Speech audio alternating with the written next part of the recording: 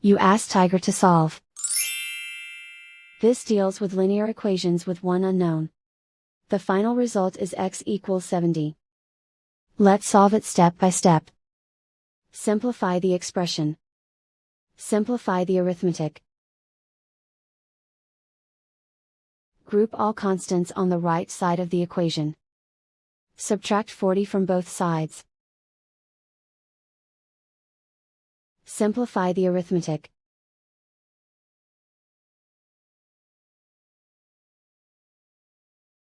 Isolate the x. Divide both sides by 2. Simplify the fraction. Find the greatest common factor of the numerator and denominator. Factor out and cancel the greatest common factor. And so the final result is x equals 70.